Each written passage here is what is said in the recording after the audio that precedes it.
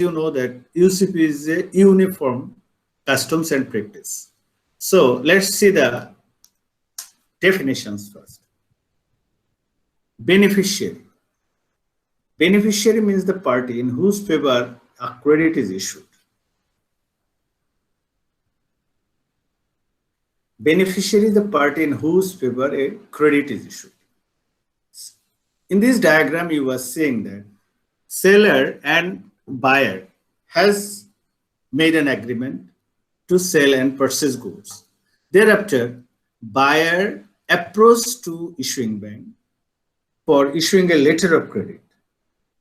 At the moment the buyer approached to issuing bank for issuing the letter of credit and the issuing bank agrees to issue that letter of credit, the text, that is the term buyer, applicant and beneficiary come into context. So whenever issuing bank agrees to issue the letter of credit, the term applicant and beneficiary comes into the context. So issuing bank means the bank that issues the letter of credit, and beneficiary is the party in whose favor the letter of credit is issued. You see how a beneficiary letter of credit is issued to the beneficiary. There are advising bank. Advising bank means the bank that advises the credit at the request of the issuing bank. You see here the request. The request is here to a bank. The bank may have the correspondent relationship with that issuing bank, may not have also. It can be any other third bank also. You see another scenario. This bank can advise the letter of credit, or it can take the facility of another advising bank. That is called second advising bank. So this is the cycle where letter of credit comes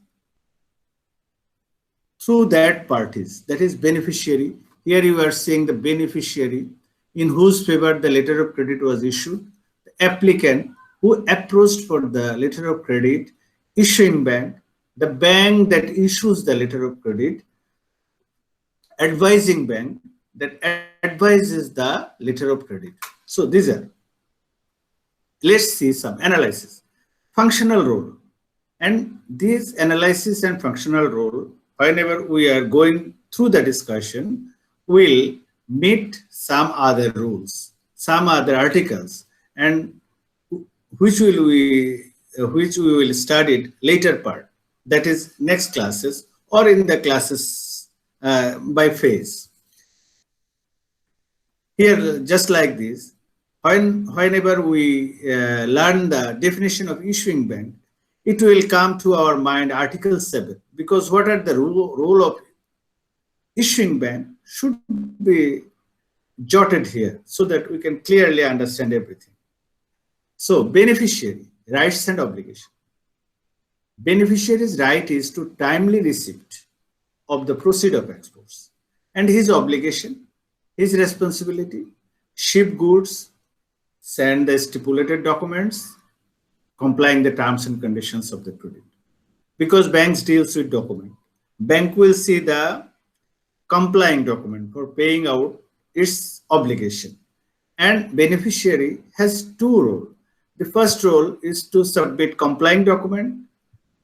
At a time, ship goods to the applicant. Applicant, what is its right and obligation? Applicant's right and obligation is like that. Provide proper information to the issuing bank. Whatever context are written in the sale purchase contract that is related to that import, particular import, should inform to the issuing bank. This is the first obligation of the applicant, and perform to the contract as referred in DC. Performance, how shall it perform? Whenever complying document will reach to the issuing bank, it is the obligation of the applicant to arrange fund to pay accordingly. And whenever goods are in the port, on account of that applicant, it must clear the goods from ship or from other transportation means or port. So issuing bank. UC analysis, issuing bank issues the credit on application of the applicant or on its own behalf. What is issuing bank? Issuing bank not always issues letter of credit for whom? For the buyer or for the any applicant. It itself can be an applicant. Suppose somebody is in Bank Asia. So Bank Asia has many departments. Trade Services Department, MCD Department, Infrastructure Department, ITS Department. Now ITS Department needs some computer or laptops to import in this pandemic situation to cover virtual operations. So Bank Asia must not go to any other bank for issuing the letter of credit, since it has itself the Trade Service Operations Department. So ITS Department, when will submit a pro forma to the Trade Services Operations Department for issuing that letter of credit, then both the existence are Bank Asia. So Bank Asia will be applicant there and also of the issuing bank. Therefore, issuing bank may play the role of the applicant. And issuing bank's further obligation is to pay side document whenever complying document is presented, to accept deferred or acceptance document whenever deferred or acceptance payment documents, compliant documents are presented, and pay at maturity irrevocably, to reimburse other bank, that is confirming bank or nominated bank, that has acted in accordance to the instruction of that issuing bank. So these are the obligations. And here you see obligation of advising bank. Advising bank advises the credit without confirmation. That is, it is not the advising bank's obligation if there is a request that confirm from the issuing bank. Advising bank is not bound to confirm. It is its own view whether it will confirm or not. It must satisfy itself of the apparent authenticity.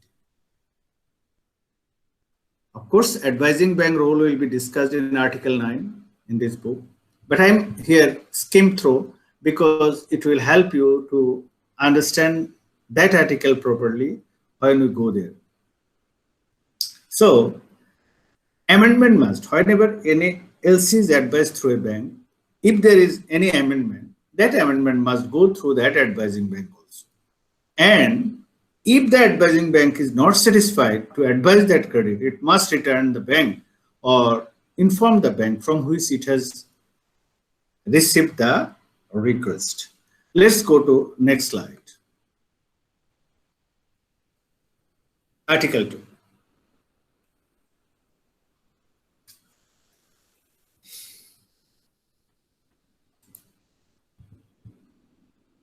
Nominated bank. Here you see nominated bank. You see advising.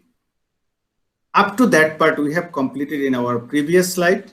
Now you see that advising bank, when it will act on its nomination and will be part of that letter of credit cycle as a nominated bank, then it takes the role of nominated bank. It must not be the advising bank. It may be another bank. If a credit is available with any bank, the nominated bank may be any bank. But if a credit is available with a named bank, I have already repeated it multi times in our last classes. Nominated bank is open nomination or restricted nomination. So nominated bank. Nominated bank means the bank with which the credit is available, or any bank in the case of the credit available with any bank. Most probably you understood this term properly and there is no confusion. By nomination of a bank, whenever issuing bank nominate any bank, that is a credit is available with any bank or a credit is available with a restricted bank, if the text of the credit is written like that, the issuing bank nominates, authorize that bank to pay, prepay, purchase a draft or documents, prepay side bill or purchase a draft or documents under acceptance credit or deferred credit. Nominated bank is not obliged to perform unless it is a conforming bank. If the nominated bank is not a conforming bank, it must not function as a nominated bank. It is not bound. It's not bound that I must fulfill the function of serial one. That is, it must not be bound for purchasing the draft or documents or prepay the side bills. Merely receipt examination and forwarding the document. That is, nominated in your counter, you advised a credit. Suppose Bank Asia T-Board branch. It has received a document. And it has cascaded, it has received the document, export document, and made a forwarding letter to send to the foreign bank for collection of the proceeds. And it didn't prepay or purchase a draft, or there has not been any function of negotiation here. So it will merely a post office. It will be merely a post office. It will not be called a nominated bank.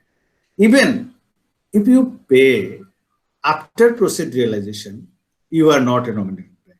Still, you are a collecting bank function or remitting bank functions. Let's see conforming bank. Here you see the status of the bank has been changed, conforming bank. If the bank conforms, the bank is called conforming bank. Confirmation means additional undertaking that I must pay if the issuing bank fails, or if there is no condition also, I must pay under presentation of a complying documents. So confirming bank role is like that. You see how confirming bank acts. Issuing bank requests confirming bank for confirmation. If confirming bank agrees, it conforms. Whenever the confirming bank confirms, it writes some specific words related to the amount, terms and conditions, and payment terms and conditions, and document presentation terms and conditions, not, of course, alike the letter of credit, but with its own pad or by swift message, that whenever beneficiary presents a complying document to its counter, it must pay. If a bank who is requested to confirm the letter of credit and is not agreed, may inform the bank from which it has received the document. Here after transferring bank, you see, though you are saying all these banks are here, but no, all those banks must not be here, somewhere else. For the slide showing, I have shown changing the views here, okay, for your better understanding. Transferring bank means our nominated bank that transfers the credit in a credit available with any bank. A bank that is specifically authorized by the issuing bank to transfer the credit. An issuing bank may be a transferring bank. So this is very interesting. Issuing bank can also transfer.